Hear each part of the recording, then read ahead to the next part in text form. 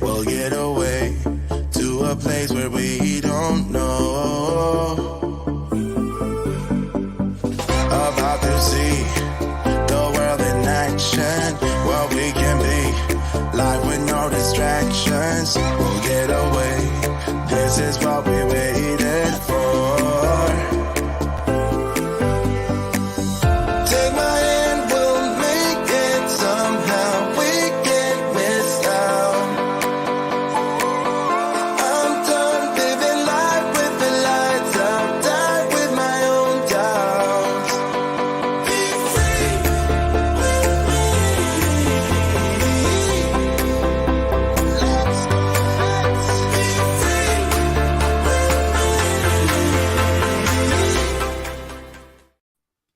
Hey, everybody. Yay. Welcome. My name's Charlene. Hopefully, a lot of you have seen my video already today doing fun and fabulous window word shakers. So I'm here to kind of go over that a little bit, answer any questions you guys have. I'll give you some background on me if you're interested in me at all. I don't know. Some people like to know about who they're listening to. But I'm a content creator on YouTube, and this is my first time at the summit. I attended the last summit, enjoyed it so much that I reached out to Brandy to see if I could be a speaker. So hopefully you guys are enjoying it just as much as me. It's kind of funny because I'm staring at my face right now, and usually I don't stare at my face. I usually see my desk doing this. So hopefully I don't focus on my own face too much, but I see you guys have a lot of questions. Here we go. Oh, thank you. Let's see. Do you ever find yourself trying so many new things that you don't know what you want to do next? Or is watercolor your only passion? I have a running list of things that I want to try, and it is probably 10 pages long. I don't know. It's so huge. I have a notebook, and every time I see something that I'm interested in, I jot it down in there. And then when I feel like I want to try something new, or I want to go back and maybe purchase a new product or something like that, I go back and look at my list and I say, oh, am I still interested in that or not? Because sometimes it can be really overwhelming with all those things. But I'm kind of an all-around card maker. If you check out my YouTube channel, you'll see I've got videos, on shaker cards, on ink blending, on watercoloring, on Copic coloring. I dabble. I'm a big dabbler. I don't know if that's a word or not. Okay, Donna P. Love the shaker cards. How do you prevent the contents used to not stick to the foam tape? Have had this problem in the past. Yeah, that is an issue that comes up. I have that problem too. You're not alone. I think probably everyone who's made shaker cards has had that problem.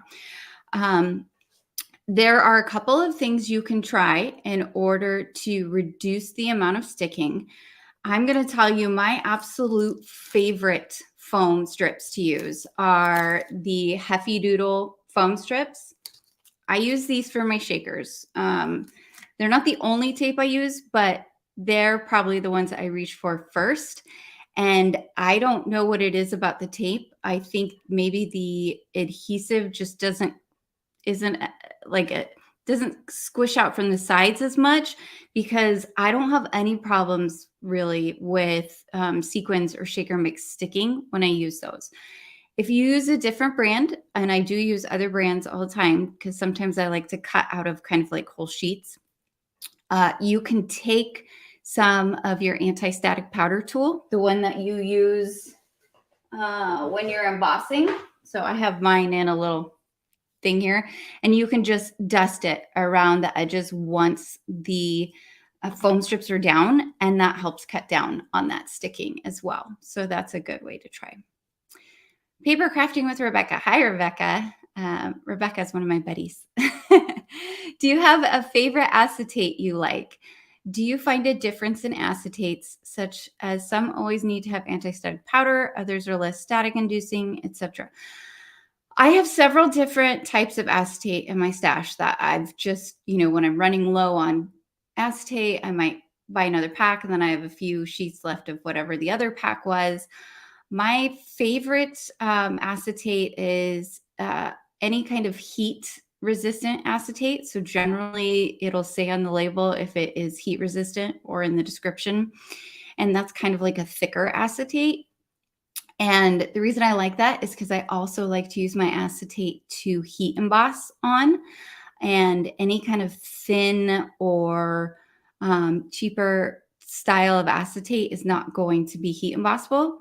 That being said, I do have cheaper acetate that I use in shakers. I also, if I'm running low on acetate or if I want to do a full front shaker card, I will grab stamp packaging to use. I will use cellophane that I found on packaging.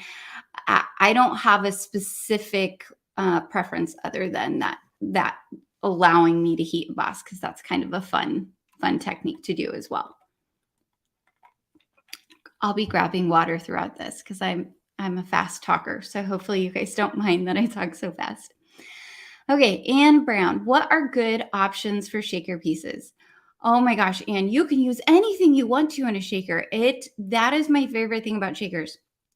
You want to use coffee beans? Use coffee beans.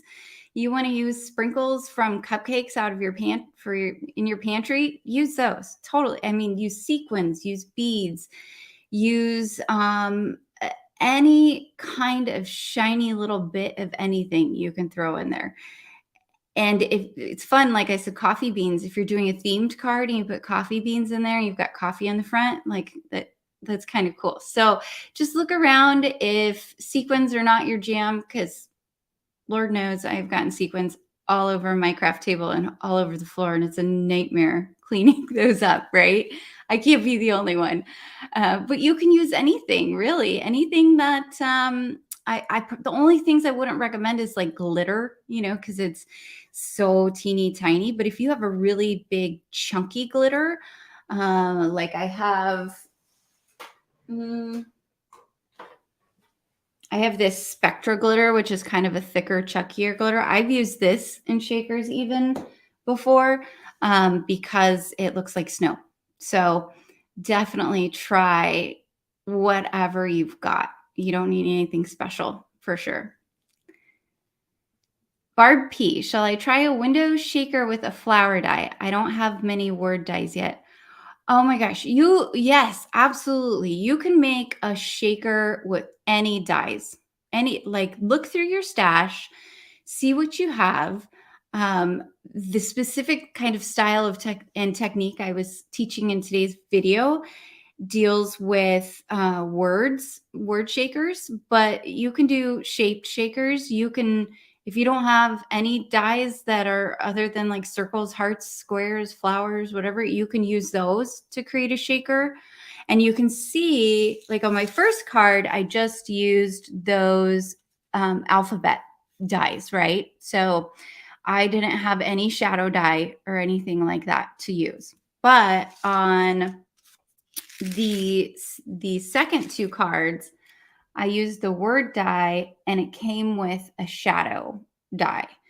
And that shadow die is what allows you to have the extra spacing around the letters, so that way you can see more of those shaker bits shaking around in there. That's really the only reason. And I think I mentioned it in the video. This big hugs die is really nice because the shadow die is so much larger than the word. So you got to see all those shaker bits more so in there. Renee Hussey, where can you get that foam tape? Pretty much any big box craft store is going to carry it online. I don't know about like brick and mortar stores, which ones will carry it, but you can order from Hefty Doodle directly online, scrapbook.com, Simon Says Stamp, Scrapbook Pal, all of those big. I don't know if Scrapbook Pal has it actually, but pretty much any of those online retailers are going to have it. And if you go to my webpage, or actually go to my presentation, and underneath there'll be a link for supplies. It's going to take you to my webpage, and all the supplies will be linked to places that you could purchase any of the things that I used if you're interested in doing that. So definitely check that out. The reason I like the Hefty Doodle so much, like I said, is it doesn't stick, and it's also a little bit thicker than other foam tapes. So it makes it easier for all the little shaker bits to move around inside. You don't have to double it up at all. So you saw there, head over to my page. I have an amazing freebie for you guys. It is so fun. It's all about how to take pictures of your created cards. And it gives you lots of different ideas about how to stage really beautiful card photos so that you can mail off your beautiful card you made or hand deliver it, and then still get to keep a picture of it that is looks really nice. So that helped me get my cards out in the mail, because now I know I can always go back and look at my creations. Barbara Hill, how do you figure out how much sequins, etc., to use? You can use as much or as little as you want. It's a personal kind of whatever aesthetic you're going for. I don't use a set amount. Oftentimes I will leave the release tape on one side still on so that I could add more or less to my card. But certainly I have finished a card and thought, oh, I wish I had used less, or, oh, I wish I had used more. A good rule of thumb is to kind of shake it out over. And when it's all kind of flat and level, if it's covering most of the space over whatever it is you're trying to do, that's probably enough shaker pieces. You don't want to add much more than that. And that's kind of what I go for, but totally up to you. Kathy Murphy started making the first card, and the letters ended up sticking to the top page when adding them back in. What's the best way to add them back? Okay. I think hopefully I'm answering your question correctly. If I don't, just drop me a message later and I'll try and answer it. So I think you're talking about when you've laid the top card panel down and you are putting the letters in and gluing them to the back card base. I think that's what you're talking about then. I would say just be careful in the amount of glue you use. And if you're having trouble pulling the card panel back up afterwards without your letters moving around, give it a second for that glue to adhere. And then when you pull the top card panel back off, kind of use if you have some kind of pokey tool, like a jewel tool or a pokey tool, kind of hold the letter down as you're pulling up the top piece. And that should make it so it pops kind of back off of there. Hopefully that answers your question. Barbara Hill, how do you store your sequins? Well, I wish I could show you guys back here, but essentially I have these drawers in, maybe I can pull it out and just show you. So I have these drawers in a little cubby that I have in my desk, and I put my sequins in them like this. And I don't do anything too crazy fancy. I just kind of stick them in there, and then I can go through. I did purchase this guy from Michael's just in their craft section. So if I have just kind of a little bit left of some type of sequin or something, I can put it in the empty container, and then I put a little sticky circle on the bottom and I write what it is. That's how I do it. Marjorie, how to get rid of the static? That anti-static powder in a little bag does not work. That, if you're talking about the static on the acetate, great thing to use is a dryer sheet. Just grab a dryer sheet, rub it on the acetate, and that's going to break down the static a lot. Unfortunately, there's no way, at least that I know of, to completely get rid of the static, but rubbing a dryer sheet on your acetate will definitely bring it down. Loretta, what size Misti did you use? I'm not sure in the video. I can't remember because I have two because I love my Misti. So I have the standard size Misti and then I have a mini Misti. So those are the two that I have. I like them both for different reasons. I have a whole video on my YouTube channel that is all about, it's like 15 basics for every card maker should know about. And it goes through what I think are all the, for me anyway, after doing this for quite some time, what the basics are that I would have liked to have known about when I first started card making. And that reminds me as well, I know there've been a lot of questions about ink from everybody. I have an entire video. It's a long video, so hopefully it wouldn't bore you. But it goes through all of the different ink types, what all they do, which inks work best for what kind of project, which like how they interact with each other, all kinds of different stuff like that.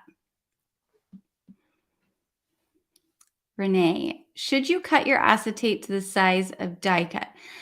You want to have space around where the size of your die cut. So don't cut it to the exact size of your die cut. And the reason is you have to have some room around the edge on your cardstock to put down your double-sided tape to adhere the acetate to it. Now, if you don't have double-sided tape, you can use glue. Just make sure you give yourself enough time to let that acetate dry to the cardstock. I prefer double-sided tape because I'm an impatient crafter. Paper crafting with Becca. Do you add padding in the envelope when you mail shakers?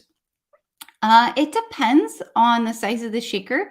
So if I have a very thick shaker, because I have like a shaker and then on top of that I have pieces with like foam padding, I use a small bubble mailer to send those out, and I ship it using Pirate Ship.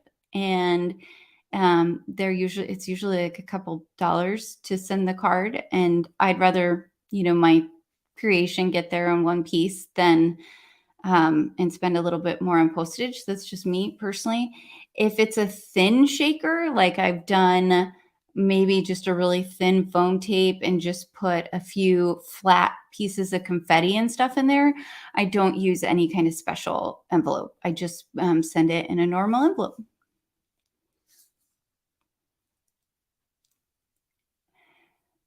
Let's see. If I don't have a die cut, could I accomplish the same look by cutting the letters out in Cricut Design Space? Yes, absolutely. Just make sure to save all the letters as well as the little inset pieces. So set those off to the side. You could just keep them on your mat, even your cutting mat, and set it off to the side so that way they don't, fall on the floor and get eaten by the dog or, because that's never happened to me or anything like that.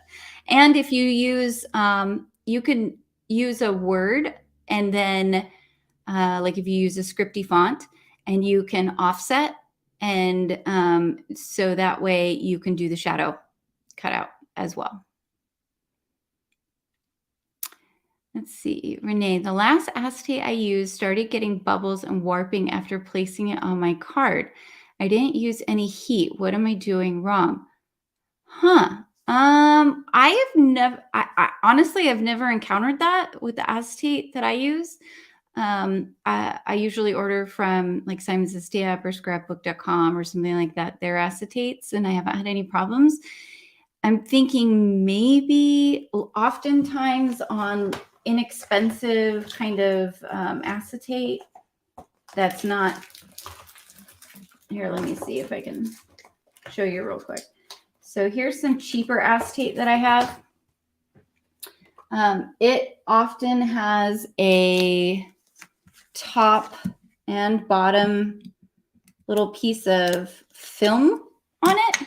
So I just use my pokey tool, and it could be maybe that you had that on there and didn't realize it and the film didn't get removed, and that like this one has it on the top and bottom of it. So I'd have to remove the film on both sides.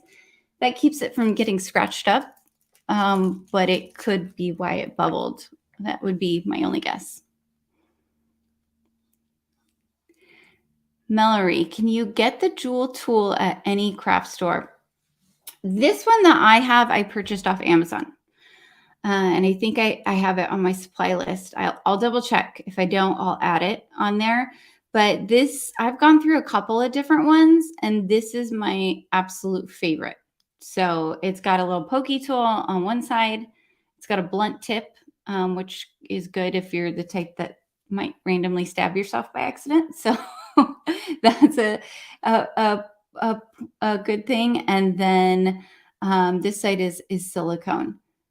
Oh, Kimberly, I just see in the comments said that the wrong kind of glue might melt or distort the acetate. That could be it as well for that earlier question. I tend to use glue that's, geared towards card making crafters. So I use like Barely Arts or Gina K Connect, and I haven't had those issues. Jessica, what are the organizers mounted to your walls above your desk? Those are from Organize More. I think you're talking about my ink storage there, and they are amazing. So I get all my storage items either from Organize More, Stamp and Storage, or like somebody had asked me earlier about this acrylic spinny that I have. That's from scrapbook.com. So that's, and I think actually I do have a video up that is a craft room tour on, I don't know that I had everything when I did that video, but I do have a craft room tour up on my channel for sure. So yep, just a reminder, head over, make sure to check out my freebie, you guys. Like, that's one of the reasons I love this summit so much, is that the speakers not only put together an awesome presentation for everybody, they also put together freebies. And especially if you have a free ticket, make sure you are getting over to all of the speakers' freebies and getting those downloaded before you don't have time to. Unless you want to upgrade to the VIP pass, but then you can always, go in there and get those. I'm not sure. I think they're available for a long time. I don't know how long, but they are available for a long time for sure if you have that VIP. So, Nancy, yeah, I see. I'm very lucky to have a large craft room. I didn't always have a large craft room. I used to craft from the corner of my living room, and I had a teeny tiny desk.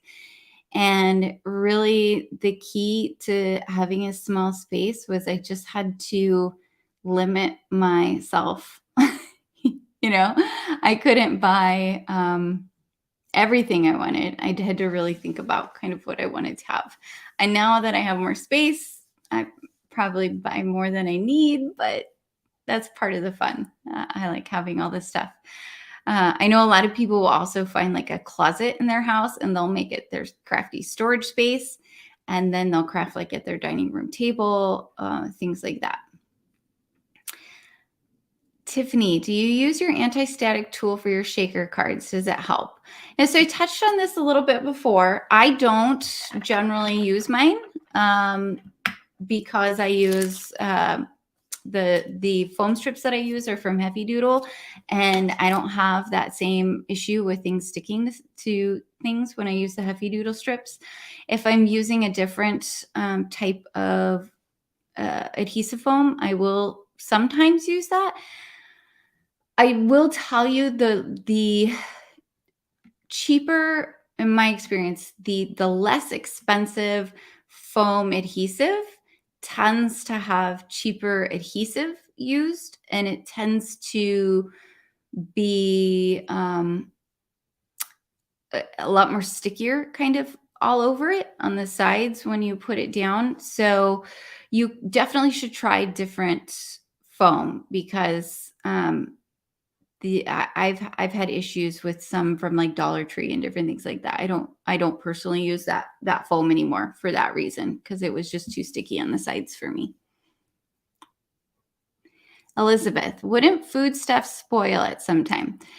If you're using something that is like coffee beans, or you're using sprinkles, which are used for use in cupcakes, those should last an incredibly long time because they're meant to be shelf stable.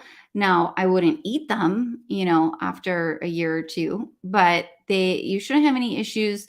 The only thing that someone did mention at some point was it could attract pets to want to try and eat the card. So I don't know. That might be a consideration, but certainly I don't think you're going to run into issues with those items going bad, um, in terms of it like ruining your card somehow. You just want something that would be shelf stable for a long time. And if you don't have sequins or confetti, if you have any kind of small die cuts, like I know I have some dies that will have multiple small pieces, and I have cut out my own confetti before to use as shaker bits. I have used my Cricut before to create. I used, in fact, I'll show you real quick.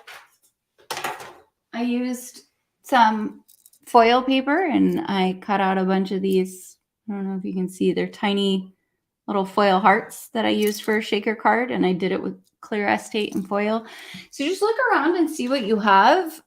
Even if you don't have a lot of shaker stuff, chances are you could pretty easily create your own shaker bits, and you don't need a ton. You could even use like, if you have a little hole punch, just punch out a bunch.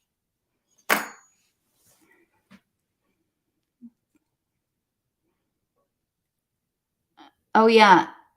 Yeah. Artist said you could use shrink plastic bits. Yeah. And those are fun too. The shrink paper, anyway. I just love the shrink paper. It's so fun. Okay. Here we go. Last question, guys, because we are getting down towards the end. Wow, that 30 minutes goes by fast. Okay. Would glitter work in a shaker, or would it just stick to the acetate? Yes, if it is a chunky enough, thick enough glitter. And I would just say test it out with whatever you have. I mentioned I used this Spectra glitter one time because I wanted it to look like snow in a shaker card, and it worked fine. It did stick a little bit to the acetate. That doesn't bother me so much. But certainly any kind of, you want to stay away from kind of the extra fine glitter or something like that. This is just going to stick everywhere. And it's going to make a mess. And I'm all about trying to minimize messes when I'm crafting. Okay. So, oh yeah, somebody said leftover diamond dots. Exactly. You guys could use so many different things.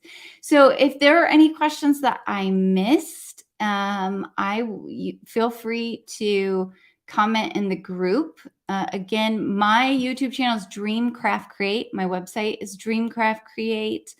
My name is Charlene Madrid, but everything is pretty much under Dreamcraft Create.